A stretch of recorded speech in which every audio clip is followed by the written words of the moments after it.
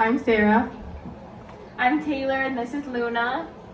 So in this TED Talk, we'll be talking about diversity and inclusion in the nonprofit organizations, specifically talking about gender equality. And here's our speaker, Miles Merritt.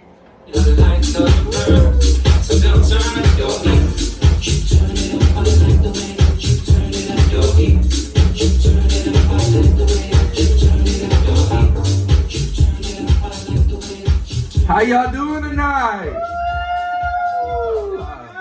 I'm loving the vibes up in here, man. Loving the vibes. Well, thank you for that introduction. Like the lady said, we're here to talk about diversity in nonprofit organizations and inclusion, you know what I mean? So to start off, we're gonna get some input from the audience, all right? So first and foremost, when you guys hear for-profit organization, what do you think of? Can I get some thoughts from the audience, please? Money! Money, okay. What else? What else we got? It's a dead audience tonight, man. Hey, don't be shy now. The lack of diversity. Lack of diversity. Oh, that's good. How about you right there? Debt. Debt? I guess that has to do with that.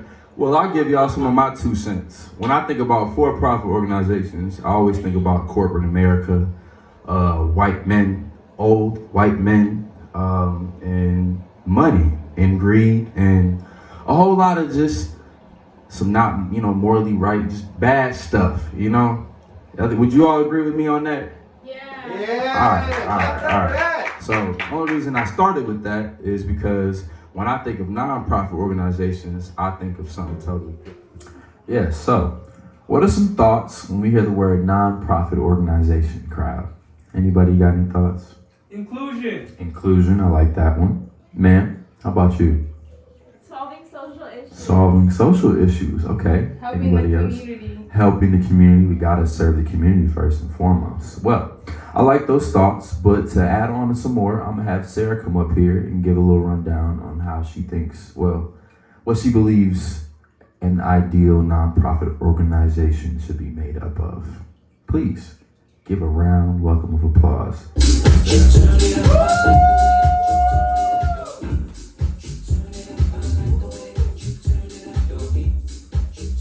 Oh, Sarah, let us know. I think a good nonprofit organization should include a diverse workforce, including members of the LGBT plus community, minorities, and people who just look like us in general. An important factor for me is equal opportunity for all positions. That's actually where one of the biggest problems lies in nonprofit organizations. See, you think that everyone would have equal opportunities at all positions for people, but that's just not the case. So, one of the biggest problems is gender inequality. To start, there's a wage gap. Yes, there's a wage gap. So, that wage gap is caused by barriers, and these barriers will be defined, or could be defined with a concept called glass ceiling, which is pretty much an unofficially acknowledged barrier that for the most part affects women and minorities. So say for example, the best way to describe this analogy, actually say, I'm a person of color, right? And I'm trying to make my way up in an organization, but there's barriers. However, these are barriers I just can't see. I can see where I want to go, but right above me, there's this little glass ceiling. So I can see through it, but I just don't know that there's something stopping me, if that makes sense. So that is something that affects a lot of women in these nonprofit organizations, just different things that are holding them back. So some more things regarding women in nonprofit organizations. I just find this crazy, but women make up 75% of the nonprofit workforce, right? Which hearing that, you would think, oh, everything's pretty good, inclusion, all that. But no, that's not the case, because only 45% of CEOs in nonprofit organizations are women, which is baffling, because how out of 75%, you only get 45% being leaders. That is a clear example that there's some type of discrimination going on here, So, all right, cut after that. Drop my facts. He said I dropped my facts. So, to add on to that, a recent study shows that 57% of women in nonprofits aspire to hold a leadership role.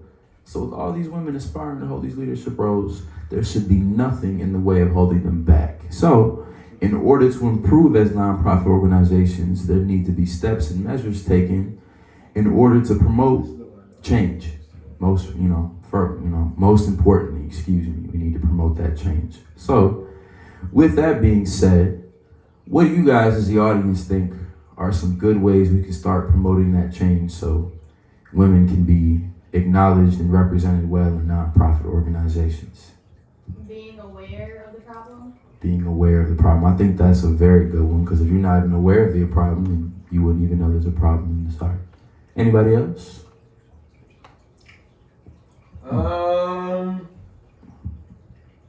Sorry, take your time. Can you repeat the question? Yes, so going off the statement that there needs to be change, right? Because there's still a lot of discrimination towards women in nonprofit organizations. So trying to promote that change, what are some things do you think that we as people, in general, we can all do to, help change?